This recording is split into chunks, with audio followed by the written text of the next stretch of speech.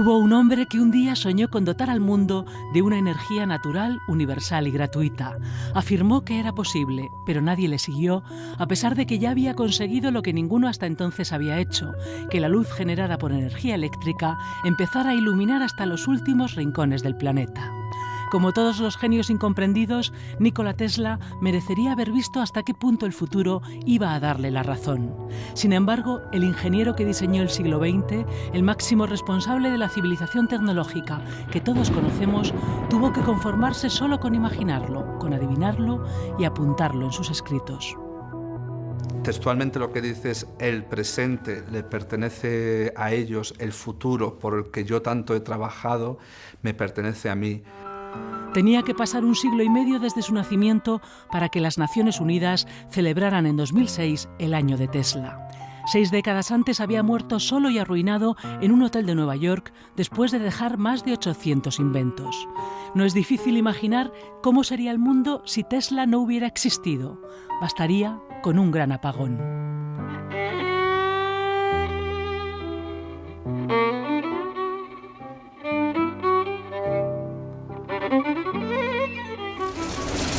Los fragmentos de esta película son una de las pocas recreaciones de lo que realmente ocurría en sus laboratorios. Extienda la otra mano.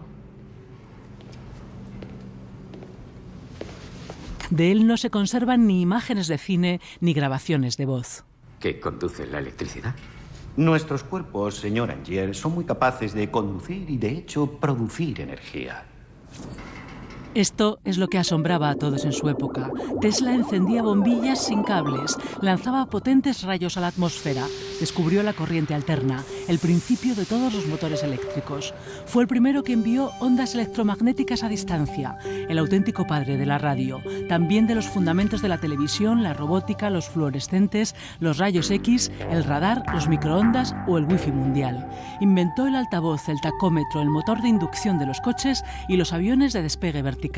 Alucinó al mundo, pero fue relegado. Otros le robaron o se aprovecharon de sus inventos y la mayoría trató de silenciarle o de ponerle obstáculos porque tenía una personalidad demasiado excéntrica, demasiado libre, demasiado original.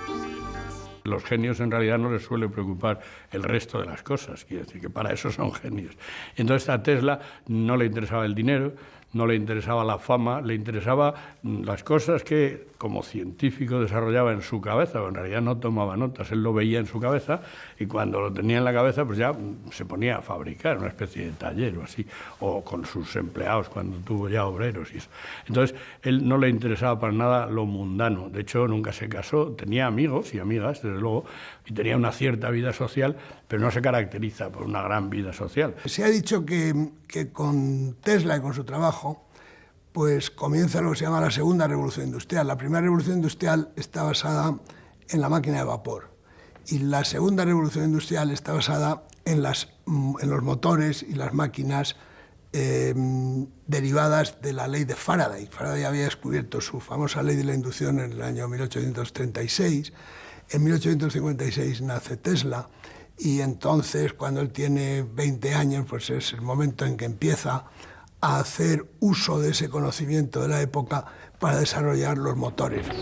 Como si fuera una premonición, los truenos y relámpagos de una gran tormenta iluminaban la pequeña aldea de Smiljan, hoy en la zona de Croacia de mayoría serbia, en la madrugada del 10 de julio de 1856, la noche en que nació Nikola Tesla. Desde pequeño Tesla imaginaba dispositivos, incluido un cinturón sobre el que se podía viajar y que daba la vuelta a la Tierra. No siguió estudios convencionales, aprendió en varios lugares de Europa mientras tenía que trabajar.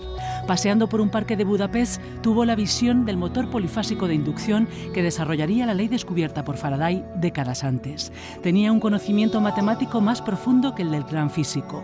En París trabajó en la compañía de Edison. Su gerente le envió a los Estados Unidos con una carta para el inventor norteamericano que decía: «Conozco solo a 2 grandes hombres y usted es uno de ellos. El otro es este joven». Tesla era un trabajador incansable. Además, no solo trabajaba en ciencia, cuando le echaron de Edison, le echó de su compañía, porque Edison debía ser un personaje bastante nefasto y muy ambicioso, y sobre todo para el dinero, pues se puso a trabajar cavando zanjas, porque no tenía trabajo y él no podía estar por ahí. Bueno, ya después se conocía a Westinghouse, entonces estuvo haciendo otras cosas, ¿no? Nikola Tesla desembarcó en 1884 en el puerto de Nueva York con 4 centavos en el bolsillo y un libro de poemas. Tenía 27 años. Entró a trabajar con Edison, pero no le convenció de que abandonara la corriente continua. Y un año más tarde, cuando le pidió los $50.000 que le había prometido por su labor, el famoso inventor le respondió con una sonora carcajada. Tesla tuvo que trabajar de obrero para salir adelante. Edison siempre fue su enemigo. Incluso patentó la silla eléctrica para tratar de desacreditarle, intentando demostrar que la corriente alterna podía matar. Para entonces, Tesla había creado su propia compañía. En 1888 fue descubierto por George Westinghouse, el principal impulsor de sus ideas, con quien extendió la electricidad en los Estados Unidos y con quien firmó un contrato que le hubiera convertido en el hombre más rico del mundo, de no ser porque para haberlo hecho realidad, Tesla renunció a los derechos económicos de sus patentes y se las regaló. Yo creo que lo que atrae es, en primer lugar, cómo se rebela contra el sistema. Es decir, pero tampoco nos engañemos, Tesla también quería ser un triunfador. Lo que pasa es que fue menos hábil que, por ejemplo, un Edison. Y la diferencia entre un Edison y un Tesla es que Edison lo que pensaba era: voy a inventar algo que funcione y me haga rico. Si ese invento no funcionaba y no se podía comercializar, lo abandonaba. Tesla directamente quería cambiar el mundo, quería revolucionar el mundo. Creo que eso lo hace muy, muy atractivo. Tesla asombró al mundo en las 2 décadas más prolíficas desde el punto de vista científico, el último cuarto del siglo XIX. Dio a conocer de manera espectacular su motor de inducción en la Exposición Universal de Chicago de 1893, con su llamado huevo de Colón. Westinghouse y él iluminaron la Ciudad Blanca con más de 180.000 bombillas y neones que dibujaban palabras. El éxito de la feria, que fue fascinante, les llevó a la concesión para crear una planta hidroeléctrica en las cataratas del Niágara. Era la primera vez que un generador iluminaba una ciudad. Millonarios, artistas e intelectuales se rindieron ante el genio de un Tesla que ya era famoso en los ambientes sociales neoyorquinos y amigo de grandes personalidades como Mark Twain o Henry Ford. Pero él no se detenía ni celebraba sus triunfos, anunciaba nuevos proyectos y realizaba experimentos increíbles como los de su laboratorio cerca de Cripple Creek. Tesla electrificó toda la ciudad a cambio de poder utilizar los generadores. Hacemos nuestras pruebas mientras la gente duerme. El señor Tesla no quiere que nadie se asuste. Tesla, que se codeó con los grandes científicos de su época y estuvo a punto 2 veces de conseguir el Nobel de Física, nunca se repuso del incendio de uno de sus laboratorios en Nueva York, ni del abandono de su gran proyecto en el que invirtió todo lo que tenía. ¿Y los cables? La construcción en Long Island de la Torre Wardenclyffe, la gran antena de telecomunicaciones inalámbricas con la que pretendía enviar información, señales y electricidad a todo el planeta. El millonario J.P. Morgan le retiró la financiación y la torre fue desmantelada al comienzo de la Primera Guerra Mundial por miedo a que fuera utilizada por los alemanes. Comenzó su declive y el hombre que había hecho la primera transmisión de control remoto con un barquito que funcionaba solo con la voz, pasó casi 30 años solo, en la ruina, casi loco, perturbado y viviendo en habitaciones de hotel. Murió en enero de 1943 después de ofrecer al ejército norteamericano su último invento, la llamada telefuerza o rayo de la muerte. El FBI ordenó a otra agencia norteamericana requisar todos sus documentos. Meses después, los tribunales le reconocían como el verdadero inventor de la radio en lugar de Marconi, algo por lo que había luchado sin descanso.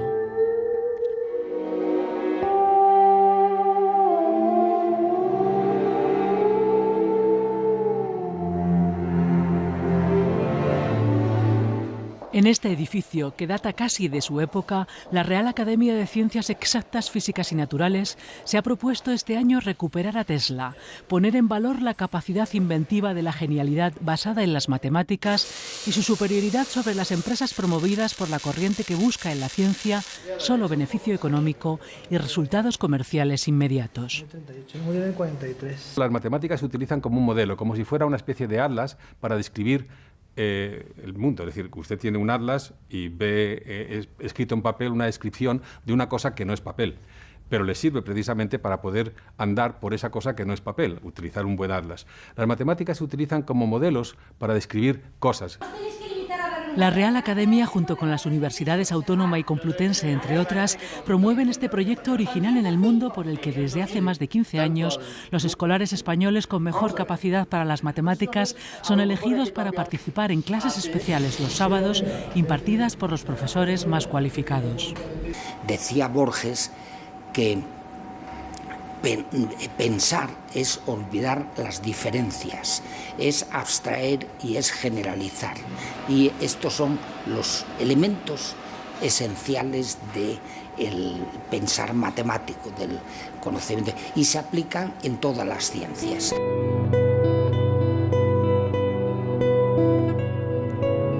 Se trata de reproducir el viejo modelo griego de transmisión del conocimiento, el que se guarda en los frescos de esta Real Biblioteca diseñada por los maestros que ayudaron a Felipe II a construir el monasterio del Escorial sobre estrictos modelos matemáticos. En sus pinturas murales podemos encontrar el saber de los gimnosofistas o de las escuelas de Arquímedes y Pitágoras. En sus estanterías, los libros de canto con los bordes dorados parecen dispuestos por alguien que quería resaltar la luz del pensamiento puro, las mismas mentes que crearon la primera Real Academia de Matemáticas de España. La idea era poder contemplar estos personajes y que estos personajes también nos animasen al cultivo de la ciencia, viendo no solo los libros, que son el producto de su conocimiento, sino a los mismos personajes. Los mismos personajes tenían que incitar, animar al cultivo de la ciencia y del conocimiento de la ciencia. En el Escorial está presente la proporción áurea, la medida matemática que une al hombre con el universo y que Leonardo popularizó en su dibujo El hombre de Vitruvio. Otra exposición en Madrid este año mostraba a los escolares los inventos que debemos al genio de Da Vinci, con quien los especialistas comparan a Nikola Tesla por su capacidad de imaginación y anticipación. Tiene 4 ruedas y esas ruedas van junto a unas manivelas. Bueno, las cosas estas como el motor multifásico, la transmisión de datos a distancia, con eso que pudo mover un barquito en el río Hudson y que ahora utilizamos para enviar comunicaciones a la Luna, pero incluso dentro de la Tierra. Ahora mismo hay pues unas sondas Voyager que están saliendo del sistema solar y envían información. Y está en el límite del sistema solar. ¿Se imagina qué distancia está eso? Bueno, todo eso se hace gracias precisamente a las ideas, y no solo a las ideas, sino al desarrollo de Tesla. Pero quien piense que ya nadie inventa en viejos y pobres laboratorios, se equivoca. En este aparentemente destartalado edificio del Instituto de Electromagnetismo Aplicado se realizan algunas de las investigaciones más vanguardistas de España, reconocidas por la prensa especializada internacional. Con tecnología que evoca a Tesla, ahora, entre otras cosas, trabajan en un material metálico del tamaño de un cabello que podría hacer invisibles al radar objetos de gran envergadura como buques de guerra. No hay ninguna aplicación que se le ocurra a usted de la tecnología moderna, ninguna aplicación de la física que no tenga parte del electromagnetismo. Entonces, en la medida que Tesla fue pionero de toda esa tecnología electromagnética, pues está ahí implícito en todas estas tecnologías de hoy, ¿no? Creo que sobre todo es alguien que sigue siendo una referencia y que escenifica todo un concepto de innovación y de descubrimiento que sigue siendo perfectamente válido. Además de que, por ejemplo, Obama en un discurso pronunciado en el 2010 le puso como ejemplo de los inmigrantes que hicieron que Estados Unidos fuera grande. La historia demuestra que las mentes creativas todavía suelen trabajar en solitario, sobre ideas que tal vez soñaron en la infancia, son inconformistas y a menudo despreciadas. Eso es lo que ha hecho de Tesla un ídolo de la cultura pop, que sirve de inspiración para cómics, grupos musicales, óperas rock, videojuegos y películas, que seduce tanto a los emprendedores de Silicon Valley como a los partidarios de todos los enigmas de supuestas conspiraciones globales. Tesla era un auténtico genio. Si hubiésemos prestado más atención a sus ideas, el mundo sería mucho mejor. Tendríamos comunicación de masas gratuita, transporte gratuito, energía gratuita para todos. Por eso le desacreditaron al final, por la energía gratuita. Percibía la Tierra como un conductor de resonancia acústica.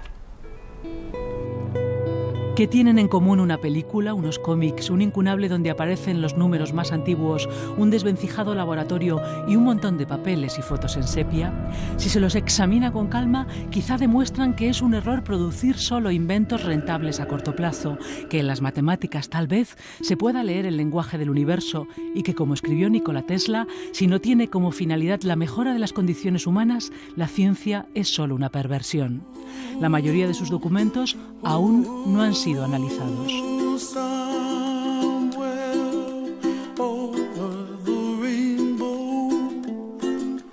Way up high.